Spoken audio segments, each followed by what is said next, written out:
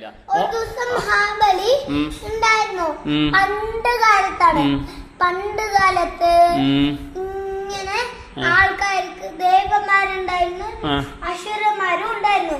അപ്പൊ മഹാബലി ആൾക്കാർക്ക് ദേവന്മാര് ഇവിടെ വന്ന് നോക്കി. അപ്പൊ മഹാബലി ആ കാശൊക്കെ കൊടുക്കണം.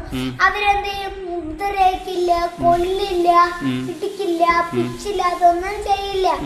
അപ്പൊ മഹാബലി നല്ലതൊക്കെ കൊടുക്കും. അങ്ങനെയാണ്. അപ്പൊ ഒരു എന്താണിതോ ഇവരുടെ വീട് മഹാബലി വന്ന് താമസിക്കോന്ന്. അപ്പൊ ഇവരുടെ വീട് പോയി കളിയില്ലേ, മഹാബലിന്റെ ഫ്രണ്ട്സ് വന്ന് താമസിക്കില്ലേ. അപ്പൊ എന്ത് ചെയ്തു?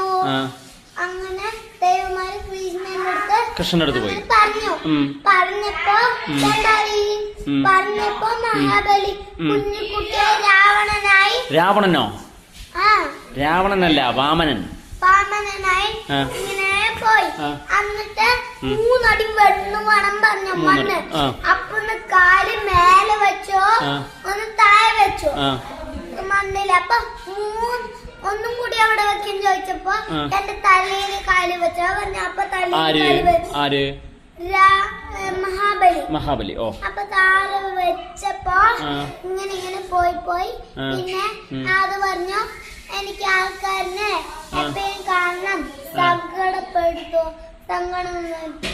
സങ്കടമായോ, നല്ല വിശേഷമായി പായസം കുടിക്കണ്ടോന്നൊക്കെ കാണണം.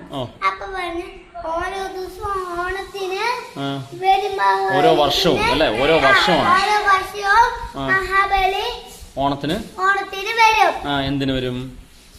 ആൾക്ക് സങ്കടപ്പെട്ടോ, നന്നായി കഴിക്കും, ഓണത്തിന് അതൊക്കെ വെച്ചിണ്ടോന്ന് നോക്കാൻ വേണ്ടിട്ട്. കഴിഞ്ഞോ? രാവണനാണോ വാമനാണോ വരിക? രാവണായിരിക്കും ചിലപ്പോ, വാമനായിരിക്കും. അപ്പൊ ഹാപ്പി ആണോ അല്ലേ?